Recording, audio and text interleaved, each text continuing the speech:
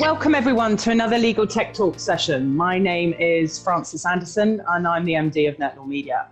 As we kick off into another interesting month, today I am delighted to introduce a thought-provoking session with a formidable panel from the legal community on the recalibration of legal services. Now, this session today is going to be chaired by a leading industry figurehead, Derek Southall. Now, before I go through the housekeeping, let me start by introducing our chair. So Derek is the founder and CEO of Hyperscale Group and is a high-profile and well-connected figure in the legal technology, innovation and knowledge management and digital marketplaces, and was actually described as the Dovian of legal IT and innovation. Derek has spent nearly 25 years in a range of leading strategic roles for a top 50 global law firm, for the most of this time as a partner and head of strategic development and subsequently as the head of digital innovation. During this period, Derek oversaw and helped drive growth from 27 million to in excess of 425 million TO, as well as driving the supporting numerous mergers and international expansion to 18 offices in 10 countries. So Derek was ranked by the FT as one of the top 3 most innovative lawyers in the UK in its first study into the legal market. And Derek has also led the firm's technology team to become ranked by the FT as the most innovative in Europe. So before I hand over to our esteemed chair and our guests of today's roundtable, as we're live, I'm encouraging all of you who are listening in to ask us questions. Don't be shy. If you feel you've got a point or want to raise your point on some of the aspects we're going to be covering today, you can click on your name on the right-hand side and your hand will be raised. And what we'll do is we'll draw you in and you can ask your question live to the panel and Derek directly. Or you have the Q&A function below on your screen where you can type in your question anonymously, but we'd like to see your name because we will mention you as well. And bring in your question again to the full panel where they will answer and give their views on your question there. Or alternatively, we'll keep an eye on the chat function, which is on the right hand of your screen. So now, without further ado, Derek, I will hand it over to you to welcome through the panel. Brilliant. Thanks, Francis.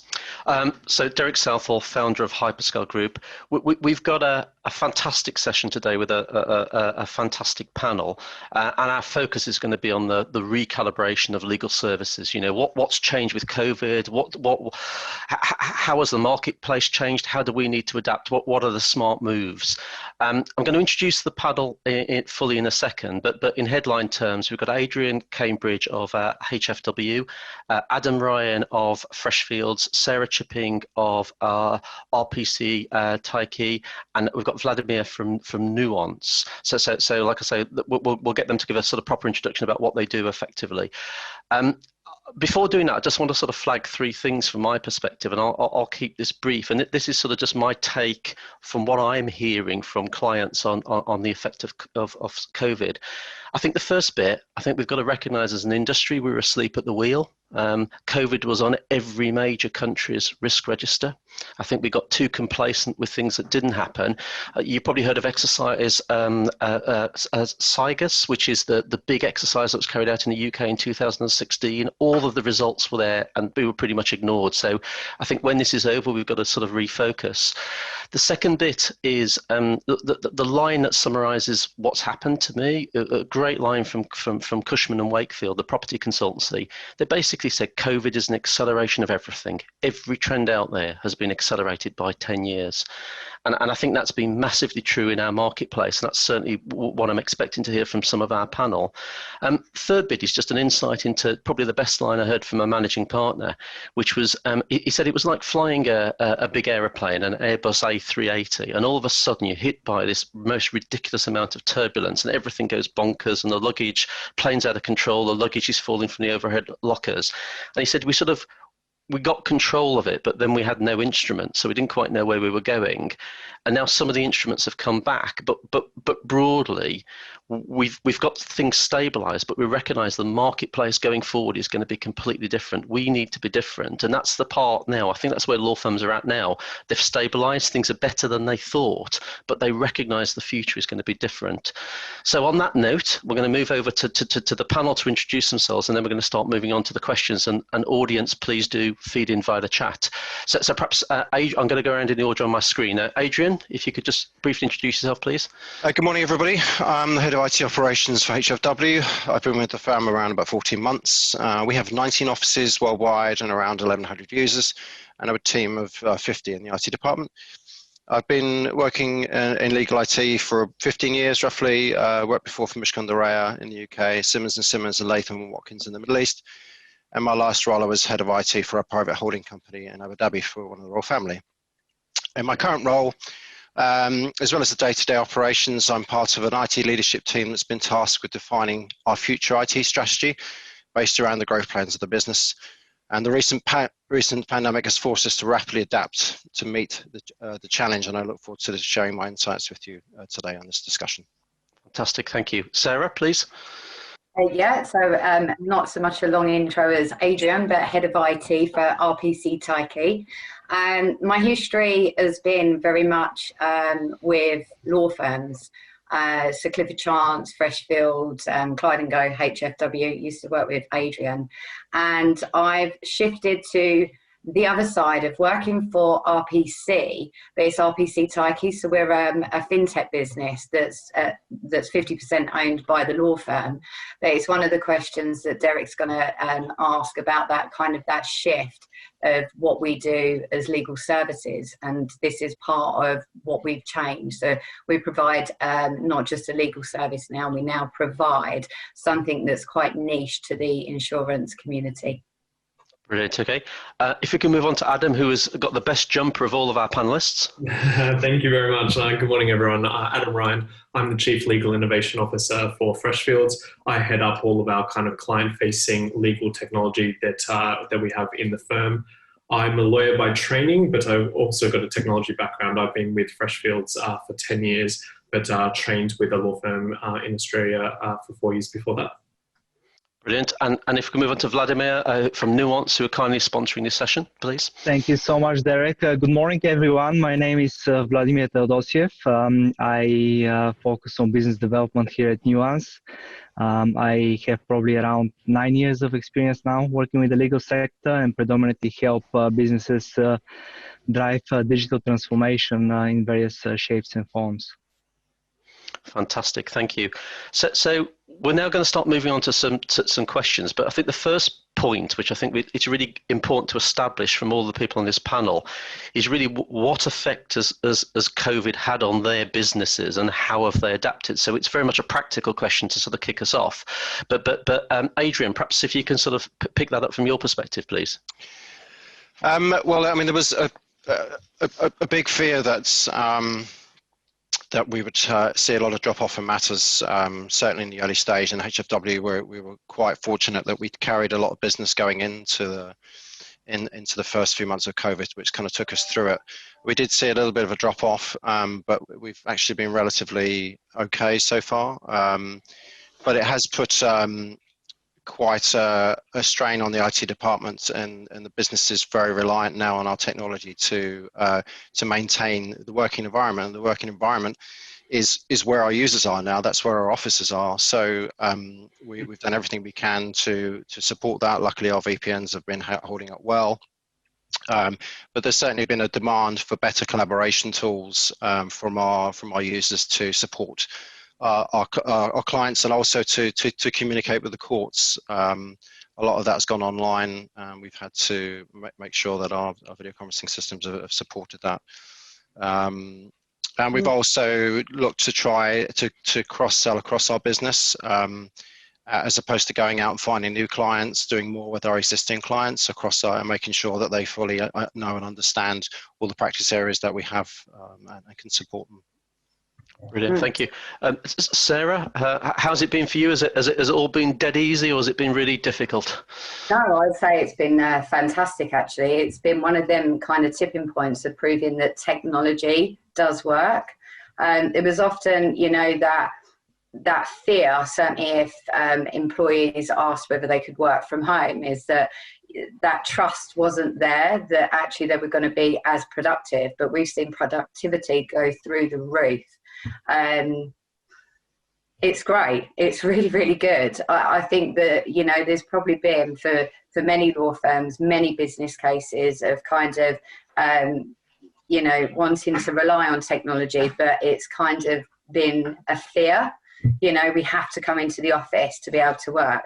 So I think very much this has just highlighted that it does work, and it doesn't slow down delivering. It's definitely speeded things up. I think what you said, Derek, about the acceleration, that's definitely happened. Yeah. Yeah. And I think another key point from that, I think in fairness, despite sort of beating us all up at the beginning about missing things, I think the IT industry has really delivered. I mean, they've done a fantastic job throughout this. I think actually there's another note on this, is actually it's put IT in the kind of the center of the business. Yeah. You know, yeah. is that it's definitely, I mean, there's been many CIOs that I know that have been able to kind of get to the board level, you know, the full business strategy. I think now it's every CIO is in that space. Certainly the reputation of our department has really grown within the firm, and we're still seeking to ride that sort of to develop and deliver more change. Part of the business now. Yeah, and the business is listening to us now, because we've demonstrated that we can deliver under pressure.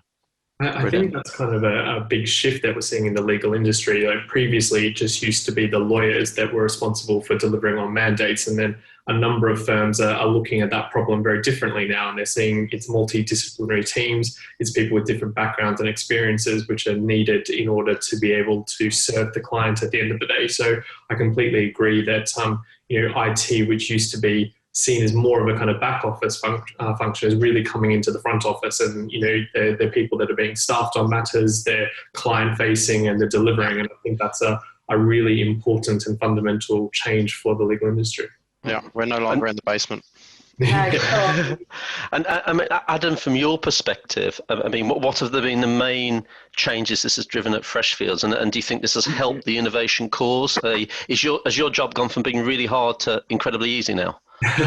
My job has gone from being a lot more busy in this respect. I think, you know, it's a really daunting process to go from what is a, you know, physical law firm to a virtual law firm completely overnight in all of our offices. So all of our offices in Asia, in Europe, and in the US all became virtual, and that is a huge kind of challenge. And I'll sort of echo what Sarah said, in the sense that, you know, I think everyone was very surprised around how well the IT did in that circumstance. And I think this is kind of across all law firms, that the IT did kind of hold up very well. But I think the most important reflection I've got on this period is really how this has kind of changed the mindset of individual lawyers and partners around what is possible in this period. So as we said, you know, it's a completely different industry now. People trust that people can be productive from home, but also there used to be a huge culture of perfectionism, that lawyers didn't want to kind of touch or experiment with any system unless they could be assured that it was 100% going to be able to serve what they needed. But what we're seeing now is much more of a kind of test and learn culture, an agile approach to rolling these things out there. And I think law firms suffered by big kind of waterfall technology projects in the past, that they had to get things perfect before a lawyer would pick that up and start using it. But now people are keen to experiment. We've seen, you know, a lot of different collaboration tools come into the market, and lawyers trying that out and wanting to sort of see if they can serve the clients in a different way. And I think that's a really positive change, because, you know, every other industry has known that agile is the way to deliver things that really deliver business value. And I think that that's taken a longer time to apply to the legal industry than what it needed to. And I think, you know, this is a positive change to come out of it. Brilliant. Yeah. Vladimir, I'm mindful that you see a whole breadth of the industry, and your products I would see as part of the solution here, maybe. But if you can just talk through what you're seeing, and also how how you see law firms adapting. Sure.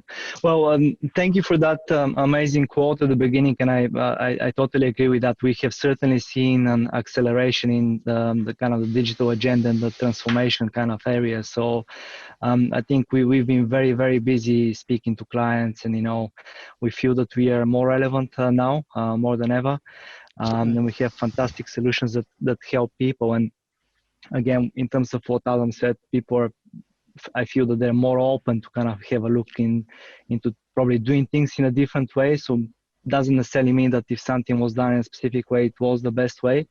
And one major thing that we see as well is that lawyers and fee earners, they don't in all cases necessarily have all the support and the resources that they would previously have in terms of typing resource and that sort of thing. So I think looking at solutions that can help you deliver faster service and being able to address some of these challenges has been absolutely critical. Brilliant. Okay. Well, look. So moving forward, so we've got to this position where we've got good working model. People are much more persuaded about technology. What do we need? What needs to change? I mean, either in terms of I suppose how we are delivering, or really what the market looks like. What do we think needs to sort of alter out there? Any takers for that? Vladimir, are you? Well, I think first of all we need to really kind of register the macro aspects as well to everything. The whole economy is restructuring in essence. We have some political uncertainty on kind of several major fronts, and with all these challenges as well, I feel that there are a lot of opportunities potentially as well. Because imagine if there is new regulations that kind of come into place. So potentially, the big question is, well, how can we maximize that opportunity and kind of transform that into business effectively, and more importantly, how can we deliver that business in a kind of a cost-effective way? So I think certainly there are a lot of challenges, but I think looking into the challenges as well, and where we are moving into kind of more of the opportunity area as well. So being able to recognize some of these opportunities and having a digital strategy, I think will be key in the next few months.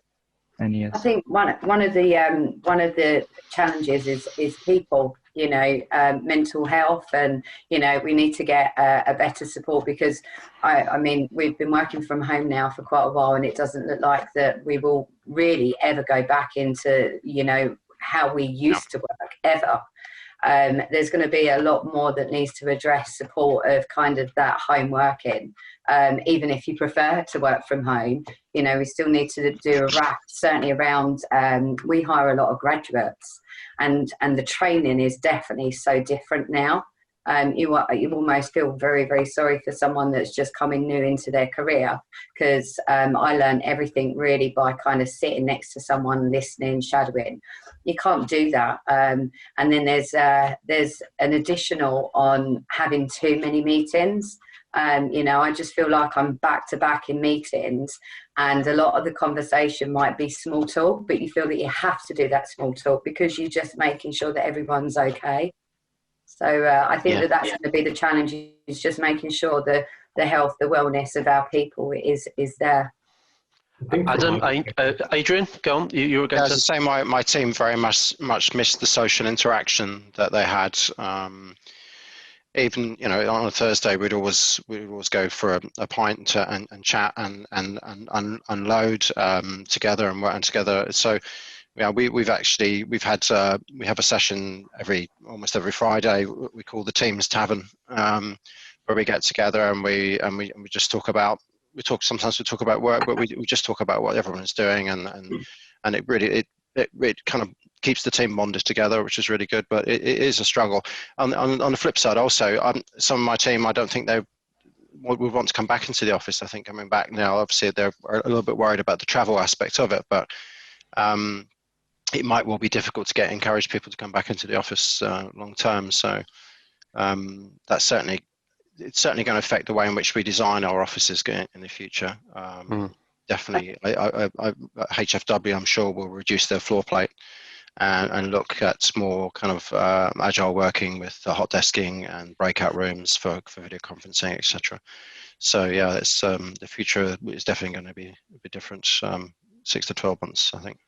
It changes recruitment as well. You know, is that often you would recruit people that are quite near to the office because you'd think about their commute and getting into the office. Whereas now this opens up another ball game of actually, if we're not in a centralised office and we don't expect people in the office, you know, 5 days a week, we can hire anywhere and everywhere. So I think recruitment's going to be another change. I think the people area, I mean, is massive, and we probably should talk about that at some point, because you've got the recruitment, the talent anywhere point. You've got this multi-operability of platforms. Everyone's going to want something different. People will have had different experiences. You've got that piece. You've got the whole salary differentials that have existed, particularly in the UK. So many angles with that. I mean, dare I say it, this could be a massive opportunity to sort of break down all of those diversity barriers that we've been challenged with in the past, to really do some fantastic stuff. One bit of feedback I'm getting from lots of clients are that they're finding themselves working with people in their organisation that they've never really set. You know, at most they might have had a phone call. They now feel that they know their organisation better, and it's more, you know, it's a greater talent pool within their own businesses that they're working with. Yeah, we to encourage people to talk to different colleagues around the world. We had a thing called Barista Twister, and you were randomly matched with another colleague. It could be in a different office, could be the same office, not necessarily a business services person, and that's been quite nice to get their perspective of how they're working and how how it's affected them. Adam, I'd be interested in your take on this, and obviously you're in the thick of innovation. What do you think needs to change? And for example, what are you seeing in terms of, you know, almost change from clients effectively? Yeah, I think one of the big things that needs to change is if you look at the kind of legal technology ecosystem, it's not a very connected ecosystem at the moment, particularly from the client's perspective. So, you know, in terms of if you sort of draw parallels from the fintech industry, a lot of, you know, fantastic change was made there very, very quickly. But a lot of that was brought about by regulation, which allowed, you know, the new fintech players to have access to, you know, data and systems and processes of the existing kind of incumbents. But if you look at the kind of legal tech landscape at the moment, it is still very fragmented. It's still sort of based on point solutions. Each individual law firm have different solutions to tackle the same client pain points around, you know, access to documents, collaboration to documents, transparency, reporting, and fee-earning. And I think that one of the kind of main areas that needs to change is that ecosystem needs to be more connected and joined up, particularly from the client's perspective. That's what, you know, the demand that's coming through. They want to see all of their information from all of their different law firms together in one place where they can easily access that information. So I think, you know, part of the kind of next phase of this, everyone's kind of embracing the technology that we've got at the moment, but everyone's doing it in slightly different ways. And I see that really kind of coming together. And I think what that calls for is, you know, more collaboration between law firms and more collaboration on the client side as well to be driving these solutions forward. Yeah, fantastic. So we're in this world where everything's been accelerated, everything's changed and everything's been accelerated. Now, we've all got to revisit our own strategies here to adapt to it. But what do we think the smart moves will be? You know, who do we think the winners are going to be, as you know, in the future as we're coming out of this? Any views on what the? Yeah, from my perspective, I think, you know, what we really need to be able to see is digital as an enabler for kind of future business growth. I think, you know, if you're sort of a managing partner and seeing where the next kind of tranche of revenue is coming for a particular law firm, you have to be looking at digital as a way to support that, different products and services, moving away from something that's just a kind of time and materials business to something that is kind of a more productized business. You know, law firms are essentially, you know, they've thought of themselves as selling time and expertise, but really that kind of, in my view, that kind of mindset needs to shift to a product mindset. You know, law firms are selling products to clients. And I think that, you know, the law firms that embrace that kind of digital native mindset and thinking about digital as an enabler for future growth, I think will do very well. I think, the other sort of side of things is law firms that are moving into adjacent businesses that are, similar to law but different. There are a lot of examples of law firms moving into consulting and different types of businesses as well. So I think careful thought needs to be given to some of that as well. Yeah, we've also looked at more kind of high volume, low cost work, and also how we can support that by automating our processes and procedures to reduce our sort of operating costs and to keep the profit margins high. And we are also looking at the use of low code applications to support this as well.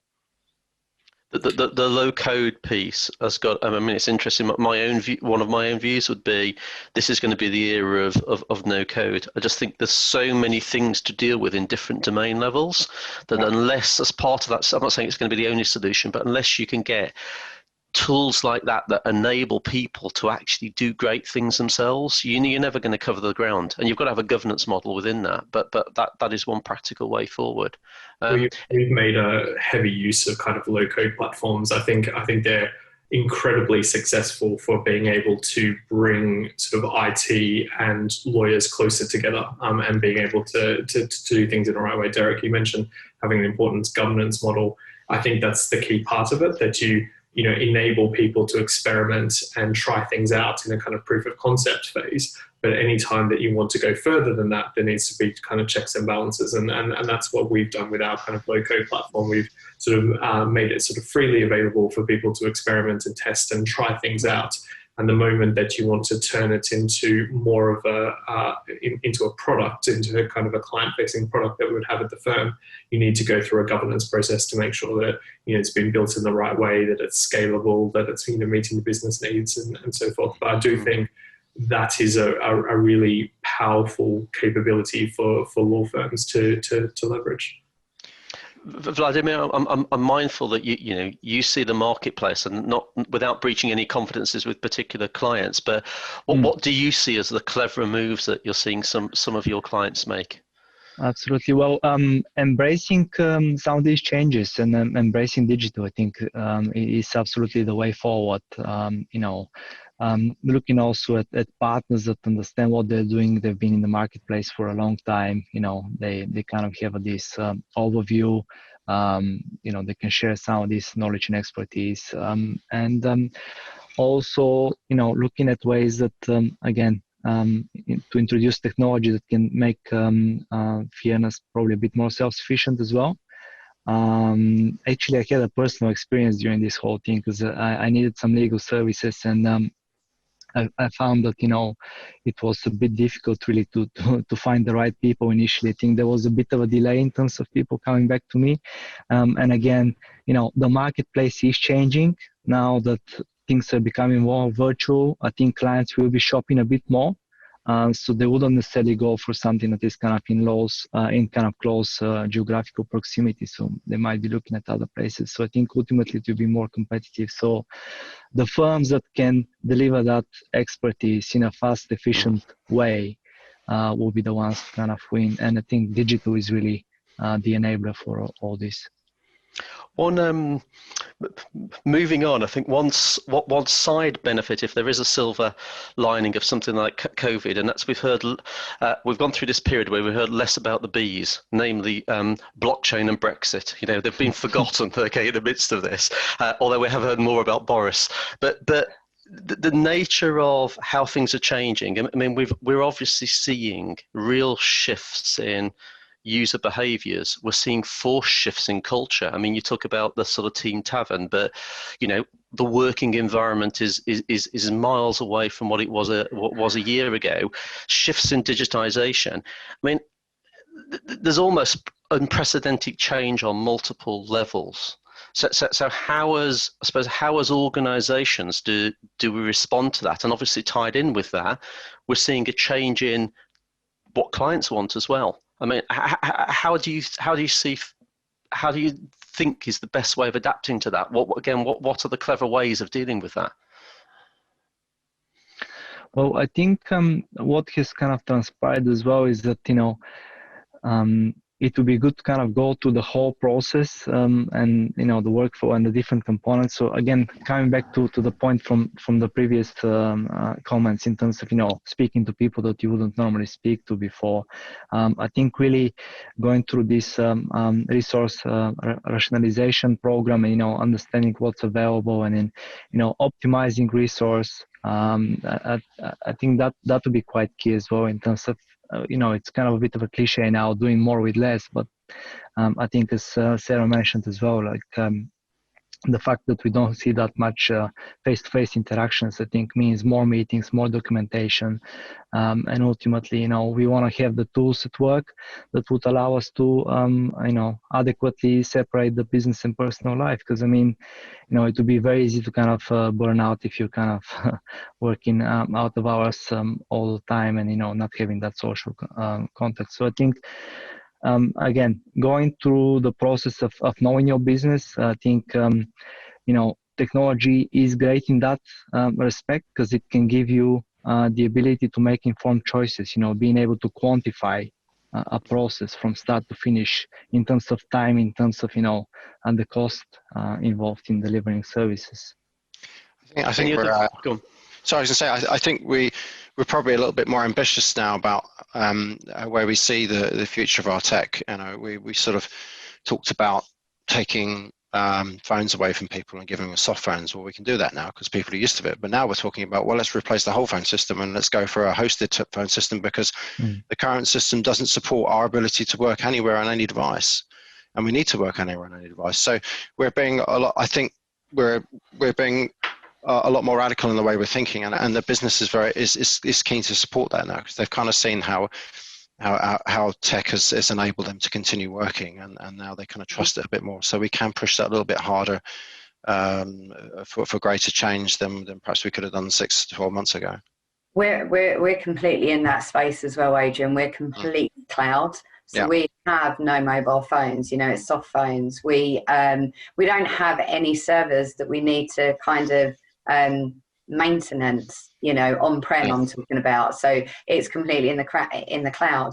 And then when we're working closely with like our service provider, Microsoft, questions from clients, we're responding back, what Microsoft say. So I feel confident when there is maybe a security question or, when we're talking about backups or DR, we're safe.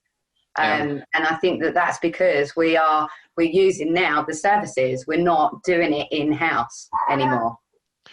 Yeah, well, we can't travel now to support office openings or anything like that. So now we need to design our systems that are so it's a much more simplified, more cloud-focused infrastructure that requires less support on site. So, we used to travel regularly to support office openings, and now we've completely changed the way that we do that. Is anybody hearing anything sort of radical by way of demand? So I can't breach particular client confidences, but some of the things that I've been party to discussions about people getting rid of all of their offices, apart from actually having one central office that's half hot desks, half meeting rooms. We've seen things where some people have turned around to us and said, Do we need international offices anymore? Debate. Is this the era almost of polycentricity where you can actually function point number one, are you going to see a decline in globalization but an increase in the ability to service anyone in the world from a single office? You've seen people again trying to sort of just turn around and say, actually we need to completely redefine what we are as a business. Is anybody getting demands like that from their business or hearing of demands like that? So I would say not in that respect, but I do think, your central point is that people are really redefining what is the office space for them. What is that space going to be?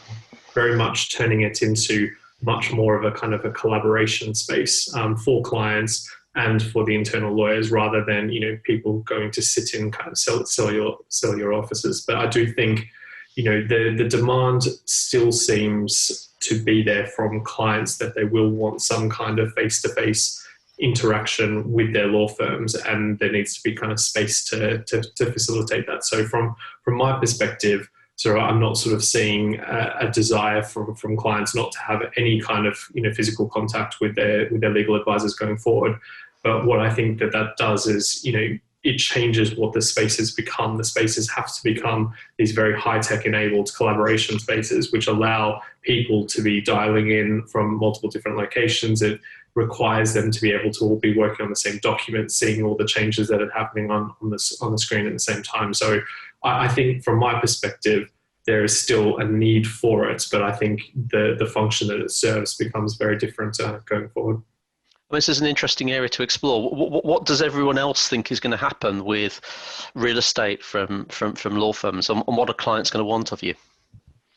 I completely agree with everything that Adam just said, is that you'll still have a space so that, clients can come in, your teams can come in to collaborate, but it won't be as it was before. So the footprint is definitely is going to go smaller, but used differently as well. Yeah, great. I mean, we're definitely looking. Our lease is due up for the London office in a couple of years' time, and we're definitely looking for a smaller floor plate. We're also taking the opportunity now to review our printing requirements, because with so many people in the office, we don't need to print as much. We also have implemented a DocuSign, a digital signing tool, so our requirement for paper is massively reduced. So that's all under review at the moment. Yeah, you wouldn't want to be in the MFD business at the moment, or cruise liners, would you? There's just two that you don't want. Absolutely, yeah, for sure. But Vladimir, what are you seeing from your client base? I mean, are they talking at all about their operating model and property to you, or? Not so much, to be honest with you. It's not really that much relevant. But I think what they are talking about is, again, having the solutions available everywhere. So I mean, I think we're definitely seeing a move away from the traditional on-premise models. So I think versatility when it comes to software and digital solutions that can be, have the disaster recovery in place. They're not locked into a single location. I think is quite critical from that point of view. Yeah. So Freshfields is actually moving its HQ in London, as we speak, actually. So we've been moving out of 65 Fleet Street into 100 Bishopsgate, closer to Liverpool Street. I have to say, it's been an interesting exercise trying to move offices in the middle of a kind of global pandemic. But fortunately, although we had to kind of start that kind of process about 5.5 years ago, given how long it takes to move an office of our size, it has been configured for that kind of collaboration space that's in there, which is fantastic. So, but unfortunately, there's not many people that can go in and use it at this particular point in time. That's interesting. So you've had to, almost like while the project's been in motion, you've had to adapt and perhaps reconfigure for the new world as part of that process.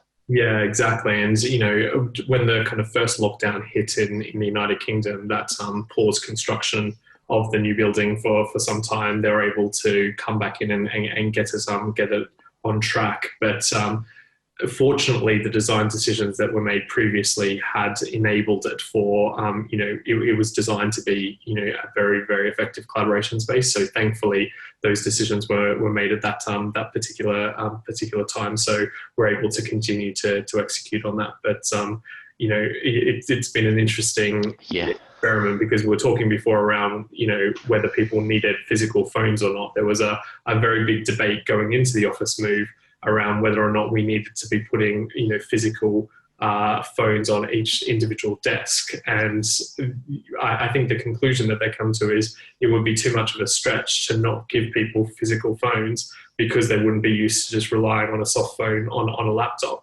Now, of course, when COVID came and everyone was working from home, they got very used to, working in that way. So we didn't have to put physical phones on people's desks. So in a way, that's been very, very helpful. We've had a question in from the floor, everyone, from a Matthew Rushton, where basically, I'll just read it out. There's been a huge influx of legal startups offering all kinds of tech products. how has the one-stop shop business model been affected? Are law firms now shopping around more for better services? I mean, has this brought the world of the startup and what is available for multiple startups into clearer focus? Is there more appetite for exploring now, or would you say there's less because people have been preoccupied almost building a new operating model? What's the effect on the startup market, do you think? From my perspective, I think it's still, you know, a very difficult thing for startups to be able to sell into law firms. So a number of legal tech startups will talk around, you know, how long the kind of procurement cycle is, you know, how much security analysis needs to go through. I think what we have seen, or certainly from my perspective, there's been a reliance on the strategic partnerships and strategic technology vendors that law firms have, and really kind of flocking to those people to help develop out these solutions. So, you know, I think Sarah was mentioning, you know, Microsoft is a kind of strategic partner of, you know, hosting services and cloud services, particularly in the security space, and there's many others. I think it is still a really difficult period for legal tech startups. We saw a number of them, you know, offering their services for free for 6 months when the kind of first lockdown hit, to kind of encourage people to try things and experiment with things. But I think it's still tough, particularly because of the point I was making earlier, which is, you know, clients want an interconnected experience. They don't want kind of a single point solution to do one thing. I think that the death of the point solution has been a trend of this era, and I think everything you've just said has been right. I think the other factual piece as well, IT and innovation teams, I think, have done a fantastic job, but let's face facts, they've had their hands full. It's probably made it harder to spend time looking at individual solutions. Sarah, you were going to comment. I was just going to say, change management for me has definitely speeded up as well. You know, we're in a place, as I say, like productivity is going through the roof. It's because we're able to change a lot more faster. We haven't got the barriers, or I don't work in a law firm now, but certainly where I am, there's not so many barriers or processes or procedures of just getting something heard. And I think maybe back in a law firm is that because IT now has become part of the business, though their core business now, they're being listened to, they're being brought to the main table as such, that's probably given us an opportunity to really move faster and present change and get confidence back from the business that we can do things faster. Yeah. Yeah, and do you? In the background, I'm just going to kick him out because he's like. I mean, we've heard some people that there is a fear amongst some IT professionals that, you know, if there were a COVID vaccine tomorrow and all of this goes away, that people are going to sort of revert back to old habits pretty quickly, or there's going to be at least a big cohort of people. Do we see that happening? Is that a fear, or do we think most of the people within your respective firms are now converts and won't want to go back to previous working methods? I don't know. I mean, we had one of our more VIP users comment. We rolled out Microsoft Teams in the last 3 months. And he said that he was surprised at how much he now relied on that as a communication tool, and he was a real kind of stick in the mud and didn't like change. But for him, it's been a revelation, and so I have hope that people won't fall back into old habits, but I'm sure there will be one or two that will drag their feet. Just also on the point is that when COVID happened, and I say that this has been a great thing, you know, we've had a huge success. A lot with change management, you worry about everything. You worry about how the audience are going to take it. Take training, for instance. So when you kind of pushed out Teams, we pushed out Teams overnight. We took everything to the cloud. We rolled out new hardware. We broke away from the RPC law firm, and it literally happened all within about 2 weeks. Now, if I was in old business, you know, if I hadn't been pushed to do that, I would have definitely thought about training. I would have thought about communication. I would have thought about, you know, testing and all of them kind of things. Actually, what we done is we just pressed a button and we done it, and everyone took to it. you know, and everyone enjoyed it and everyone felt that they were part of that journey. So there is a lot more collaboration even with change, of just saying, let's do it and let's work on the improvements. We're always going to continuously improve. And that's why I kind of say that change management is kind of, that's a lot more faster now. Well, that's an interesting point, Sarah. And is that, how can I put it, is change, have we recalibrated change management forever?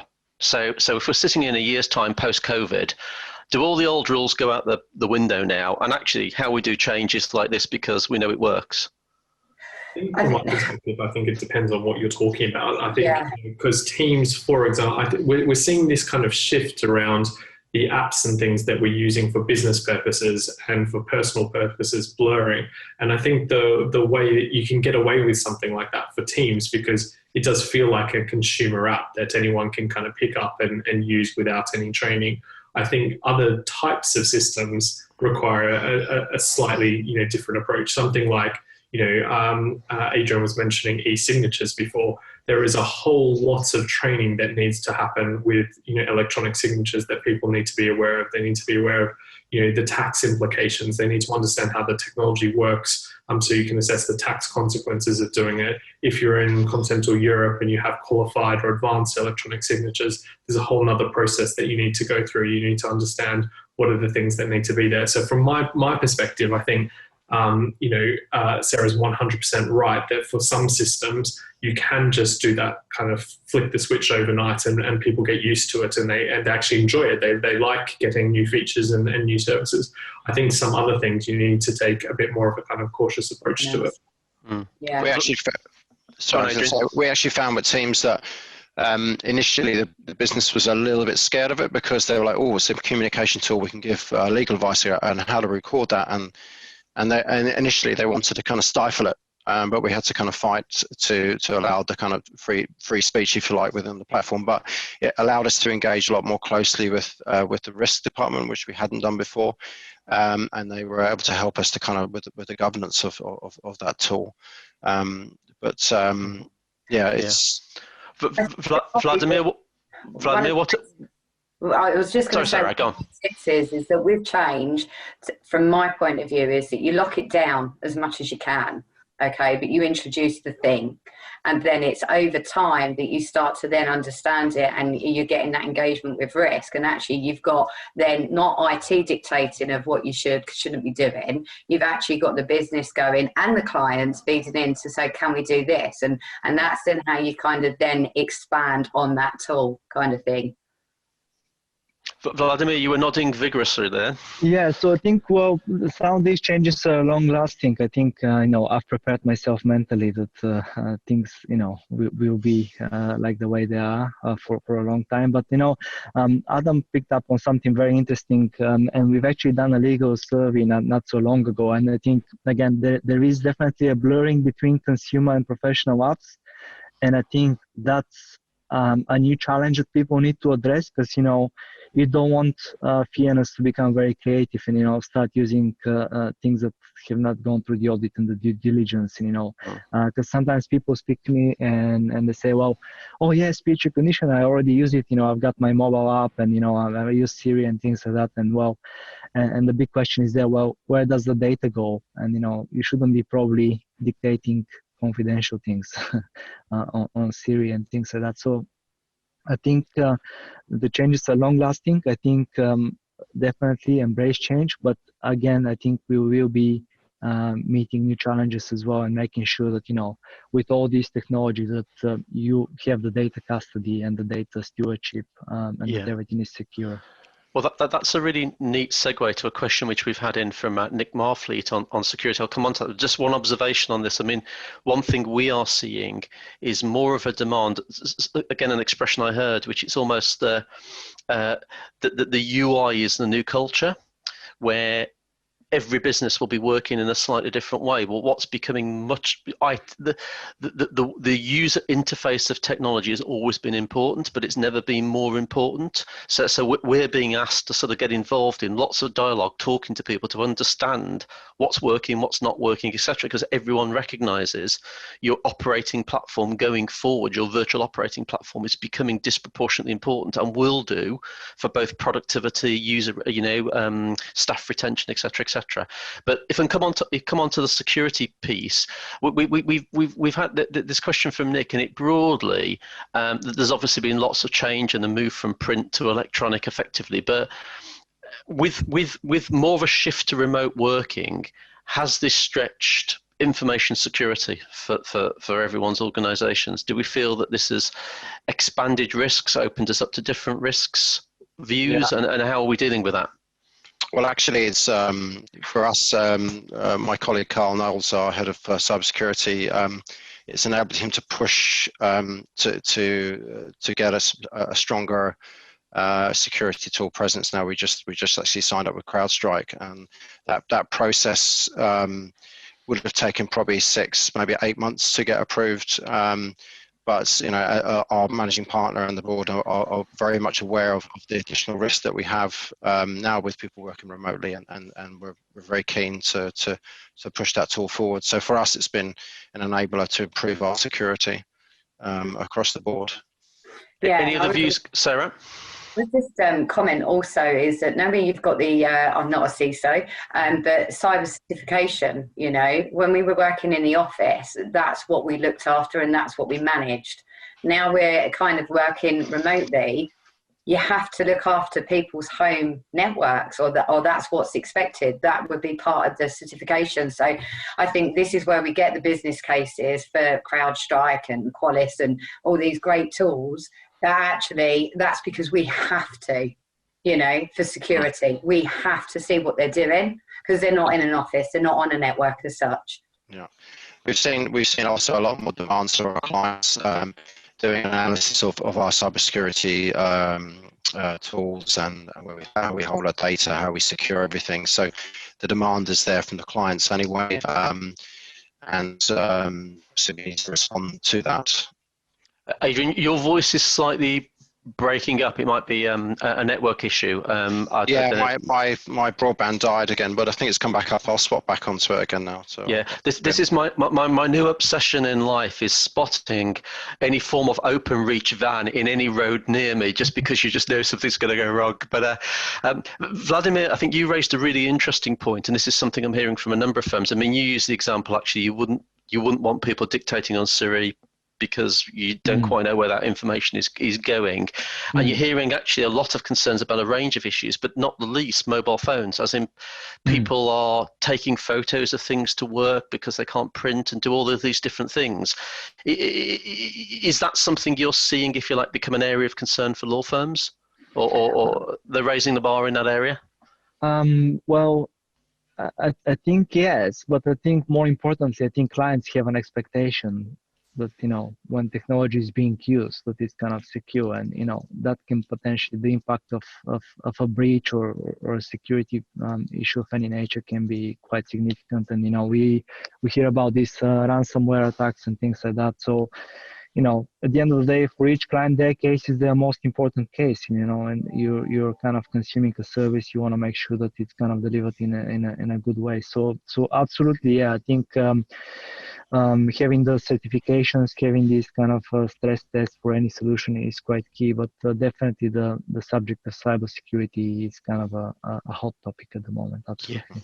Brilliant. I think also sort of different considerations that crop up. I remember at the start of the first lockdown, there was, a lot of news articles around be careful where you're doing work calls around smart speakers, because something like, Alexa and HomePod in Apple will listen for what you're saying for a period of time. Obviously, they take that data and then they process it in their kind of data centers. So there's a bit of a concern around that. But also kind of more generally, if you think about a virtual hearing, which has people from the law firm, they have people from the clients, they have the barrister teams, they have the expert witnesses. you need a common platform for those people to be able to communicate in the in the sort of virtual hearing sense. And not everybody uses Teams, not everybody uses Slack, and you have to find what is the right thing to enable that kind of very quick communication. And in some cases, in particularly in Asia, that's been WeChat. We've seen examples of WhatsApp being used for the same purposes. And you wouldn't have thought those apps would be things that had previously held things like client data before. So I think there are definitely sort of new considerations that crop up for chief security officers that they need to kind of analyze and work through.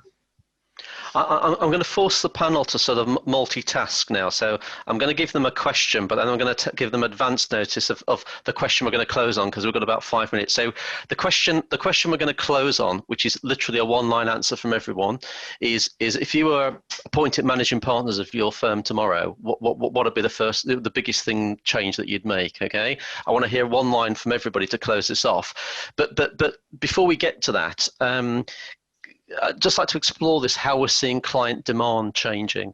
Okay, so what sort of has client demand been consistent? Have you seen them approaching your firms for different things? What's it been like? What's the experience been like for you? Sarah, your hand was on the buzzer first. It's like a quiz show. I just watched you reach for the button. Show, isn't it? Well, I think it was just going back on to Adam's earlier point, and I made it a point before we joined this session, is that clients are not coming to law firms just for the legal brain anymore, and that's been happening for maybe the past 3 years. They're coming for everything, whether it's security, whether it's about automation, whether it is about products, support, different things. That has definitely been a change in the law firm of today. And I think really and truly, this is where, back to your question, Derek, that's ending this session, is that this is where IT needs to be part of the kind of the business model, the strategies going forward, because it is everything touching on technology and how we can support our clients better. Any other views on client demand, how it's changing?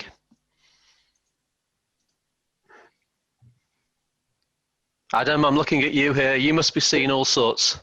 Yeah, look, clients are coming, typically the type of work that Freshfields does is normally at kind of one end of the spectrum. But I think, clients are definitely kind of coming to us to pick up on Sarah's point and asking for us to do more in areas that we wouldn't typically have acted in that way before. So more of the kind of commodity, high volume, low value type work that happens. So I think we're definitely seeing more of that. I think the other thing is, in-house legal teams have historically not had the level of technology that law firms have had. They haven't, a lot of them don't even have kind of a document management system, let alone any of the kind of more fancy legal tech. And I think there has been a reliance on law firms to help clients with that journey. But I think what we're also seeing as a result of this period is that clients are getting more tech savvy. They're actually introducing much more systems into their internal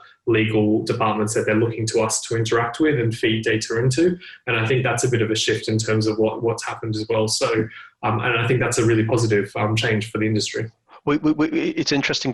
We do a lot of work in the client space, and I think the big difference we see, the rate of uptake of technology is just huge. Law firms have got good core tech stacks, but the rate of acceleration amongst, not all, but a large number of in-house teams is really on the increase. So the final question, and I'll come to you. You can give us a closing answer on this, Vladimir, because you see this broad landscape. So if you're in one line, if you appointed managing partners of your firm tomorrow, apart from give yourselves huge pay rises, what would be your first step? What would you do?